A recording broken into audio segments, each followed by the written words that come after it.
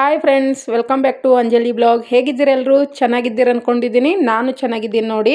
ಇವತ್ತು republic day ಇದೆ ಮತ್ತು ನಂದು 1K ಕಂಪ್ಲೀಟ್ ಆಯಿತು ಫ್ರೆಂಡ್ಸ್. ಎಲ್ರಿಗೂ ಥ್ಯಾಂಕ್ ಯು ಸೋ ಮಚ್. ನನಗೆ ತುಂಬ ಖುಷಿ ಆಗ್ತಾ ಇದೆ.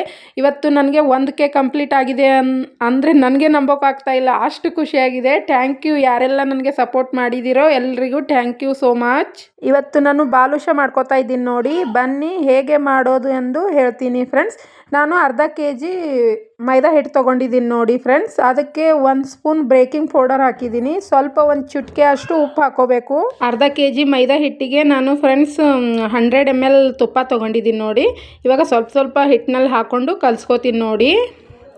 ಇವಾಗ ಸ್ವಲ್ಪ ಹಾಕ್ಕೊಂಡು ಕಲಿಸ್ಕೋಬೇಕು. ತುಪ್ಪ ಹಾಕೋಬೇಕು, ಚೆನ್ನಾಗಾಗುತ್ತೆ ಬಾಲುಷ. ಎಣ್ಣೆ ಅದು ಹಾಕ್ಕೊಂಡ್ರೆ ಅಷ್ಟು ಚೆನ್ನಾಗಾಗಲ್ಲ. ತುಪ್ಪ ಇದ್ದರೆ ತುಪ್ಪನೇ ಹಾಕ್ಕೊಳ್ಳಿ, ತುಂಬ ಚೆನ್ನಾಗಾಗುತ್ತೆ ನೋಡಿ. ಇವಾಗ ನೋಡಿ ಸ್ವಲ್ಪ ನೀರು ಹಾಕ್ಕೊಂಡು ಕಲಿಸ್ಕೋತೀನಿ ನಾನು. ಸ್ವಲ್ಪ ನೀರು ಹಾಕಿ ಕಲಿಸ್ಕೋಬೇಕು ಫ್ರೆಂಡ್ಸ್. ನಾವು ಜಾಸ್ತಿ ಚಪಾತಿ ಹಿಟ್ಟಿಗೆಲ್ಲ ಜೋರು ಹಾಕಿ ಮಿದುವಾಗಿ ನಾದ್ಕೋತೀವಲ್ಲ, ಆ ಥರ ನಾದೋದಿಲ್ಲ. ಸ್ವಲ್ಪ ಹಲ್ಕ ಕೈಲಿಂದ ಮೇಲ್ಮೇಲೆ ಕಲಿಸ್ಕೋತಾ ಎಲ್ಲ ಒಂದೇ ಕಡೆ ಹಿಟ್ಟನ್ನ ಜೋಡಿಸ್ಕೋಬೇಕು ಅಷ್ಟೇ. ಒಂದು ರೌಂಡಾಗಿ ಒಂದು ಉಂಡೆ ಏನಾದರೂ ಮಾಡ್ಕೋಬೇಕು, ಆ ಥರ ಅಷ್ಟೇ. ಒಂದೇ ಕಡೆ ಜೋಡಿಸ್ಕೋಬೇಕು ಹಿಟ್ಟೆಲ್ಲ. ಇವಾಗ ಆ ಥರ ಮಾಡಿಕೊಂಡ್ರೆ ಲೇಯರ್ ಆಗಿ ತುಂಬ ಚೆನ್ನಾಗಿ ಬರುತ್ತೆ ನೋಡಿ. ಸ್ವಲ್ಪ ನೀರು ಹಾಕಿ ನಾನು ನೋಡಿ ಮೇಲ್ಮೇಲೆ ಕಲಿಸ್ಕೋತಾ ಇದ್ದೀನಿ. ಅಷ್ಟೇ ಕಲಿಸ್ಕೊಂಡ್ರೆ ಸಾಕು, ತುಂಬ ಚೆನ್ನಾಗಾಗುತ್ತೆ ನೋಡಿ. ಇದು ತುಂಬ ಇಂಪಾರ್ಟೆಂಟು. ಇದು ನಾವು ಬಾಲುಷ ಮಾಡ್ಕೊಂಬವಾಗ ಹೀಗೆ ಕಲಿಸ್ಕೊಂಡ್ರೆ ಚೆನ್ನಾಗಾಗುತ್ತೆ. ನಾವು ಜೋರು ಹಾಕಿ ಮಿದುವಾಗಿ ನಾದ್ಕೊಂಡ್ರೆ ಚೆನ್ನಾಗಿ ಬರಲ್ಲ ನೋಡಿ.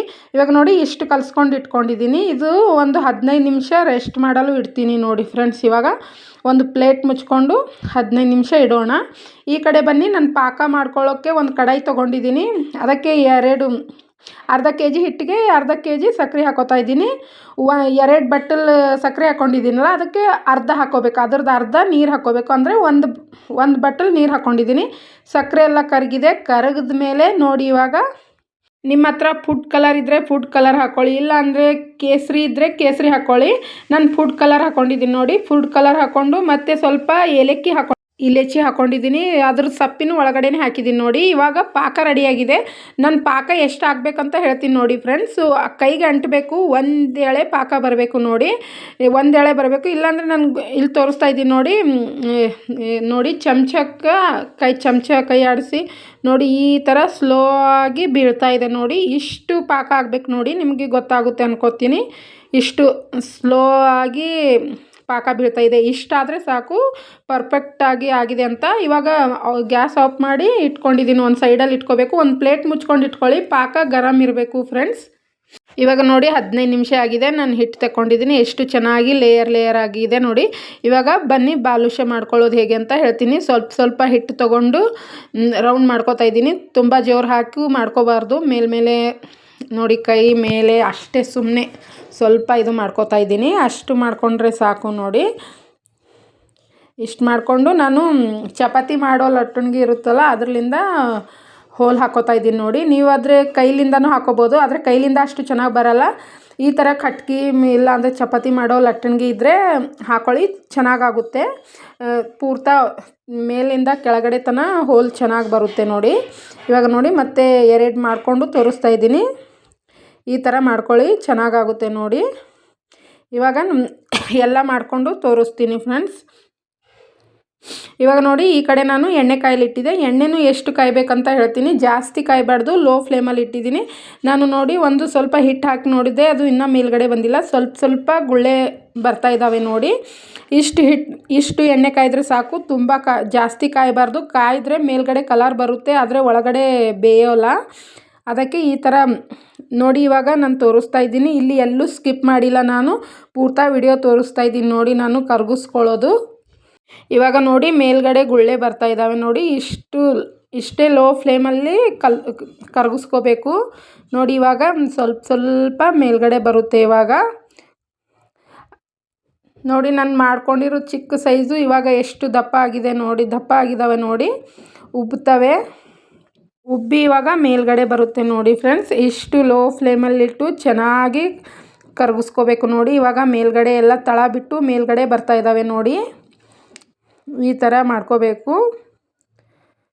ಇವಾಗ ಮತ್ತೆ ನಾನು ಮೇಲ್ಗಡೆ ಬಂದಮೇಲೆ ಒಂದು ಸೈಡು ಚೆನ್ನಾಗಿ ಫ್ರೈ ಆದಮೇಲೆ ಮತ್ತೆ ಮೇಲ್ಗಡೆ ಫ್ರೈ ಮಾಡ್ಕೊತಾ ಇದ್ದೀನಿ, ಮತ್ತೆ ತಿರುಗಿಸಿ ಫ್ರೈ ಮಾಡ್ಕೊತಾ ಇದ್ದೀನಿ. ನೋಡಿ ಎಷ್ಟು ಚೆನ್ನಾಗಿ ಆಗ್ತಾ ಇದ್ದಾವೆ. ನಿಮಗೆ ಗೊತ್ತಾಗ್ತಾ ಇದೆ, ಲೇಯರ್ ಕಾಣಿಸ್ತಾ ಇದೆ ಫ್ರೆಂಡ್ಸ್, ನಿಮಗೆ ಕಾಣಿಸ್ತಾ ಇದೆ ನೋಡಿ ಲೇಯರು. ತುಂಬ ಚೆನ್ನಾಗಾಗುತ್ತೆ. ಒಂದು ಸರಿ ಈ ಥರನೂ ತುಂಬ ಈಸಿ ಫ್ರೆಂಡ್ಸ್ ಬಾದುಷಾ ಮಾಡ್ಕೊಳ್ಳೋದು. ಒಬ್ಬೊಬ್ರಿಗೆ ಅಂತಾರೆ ತುಂಬ ಕಷ್ಟ, ನಮಗೆ ಬಾದುಷಾನೇ ಮಾಡೋಕ್ಕೆ ಬರಲ್ಲ ಅಂತಾರೆ. ಆದರೆ ನಾನು ಹೇಳಿರ್ತಾರೆ ಈ ಥರ ಟ್ರಿಕ್ಕಲ್ಲಿ ಯೂಸ್ ಮಾಡಿ ನೋಡಿ, ತುಂಬ ಚೆನ್ನಾಗಾಗುತ್ತೆ. ನಮ್ಮ ಮನೇಲಿ ಎಲ್ರಿಗೂ ತುಂಬ ಇಷ್ಟ ಆಯಿತು.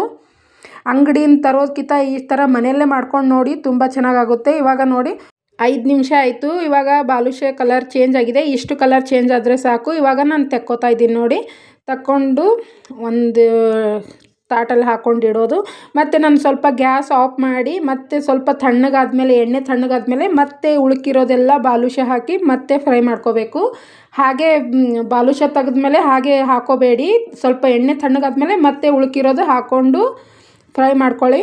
ಇವಾಗ ನೋಡಿ ಪಾಕ ತಣ್ಣಗಾದರೆ ಸ್ವಲ್ಪ ಗರಂ ಮಾಡ್ಕೊಳ್ಳಿ, ಇಲ್ಲಾಂದರೆ ಗರಂ ಇದ್ದರೆ ಹಾಗೆ ಹಾಕ್ಕೊಳ್ಳಿ. ನೋಡಿ ಇವಾಗ ಕರಗಿಸಿರೋದು ಹಾಕ್ಕೊಂಡಿದ್ದೀನಿ, ನಾನು ಬಾದುಷಾ ಹಾಕ್ಕೊಂಡಿದ್ದೀನಿ. ಸ್ವಲ್ಪ ಗರಂ ಇರಬೇಕು ನೋಡಿ ಫ್ರೆಂಡ್ಸ್ ಪಾಕ. ಇವಾಗ ನೋಡಿ ರೆಡಿ ಆಯಿತು. ನಾನು 5 ನಿಮಿಷ ಬಿಡಬೇಕು. 2 ಮಗ್ಗಲು ಚೆನ್ನಾಗಿ ಒಳಗಡೆ ಎಲ್ಲ ಪಾಕ ಹೋಗುವ ತನಕ ಒಂದು 5 ನಿಮಿಷ ಆಗುತ್ತೆ. 5 ನಿಮಿಷ ಆದಮೇಲೆ ರೆಡಿ ಆಗುತ್ತೆ ನೋಡಿ. ಈ ಥರ ರೆಡಿಯಾಗಿದೆ. ಐ ಹೋಪ್ ನಿಮಗೆಲ್ಲ ಇಷ್ಟ ಆಗುತ್ತೆ ಅನ್ಕೋತೀನಿ. ಇಷ್ಟ ಆದರೆ ಲೈಕ್ ಮಾಡಿ, ಶೇರ್ ಮಾಡಿ, ಕಮೆಂಟ್ಸ್ ಮಾಡಿ ಫ್ರೆಂಡ್ಸ್. ನೋಡಿ ಪಾಕ ಎಲ್ಲ ಎಷ್ಟು ಚೆನ್ನಾಗಿ ಒಳಗಡೆ ಎಲ್ಲ ಹೀರ್ಕೊಂಡಿದೆ. ತುಂಬ ಚೆನ್ನಾಗಾಗುತ್ತೆ ಫ್ರೆಂಡ್ಸ್. ನನ್ನ ಪೂರ್ತಿ ವಿಡಿಯೋ ನೋಡಿದ್ದಕ್ಕೆ ಥ್ಯಾಂಕ್ ಯು.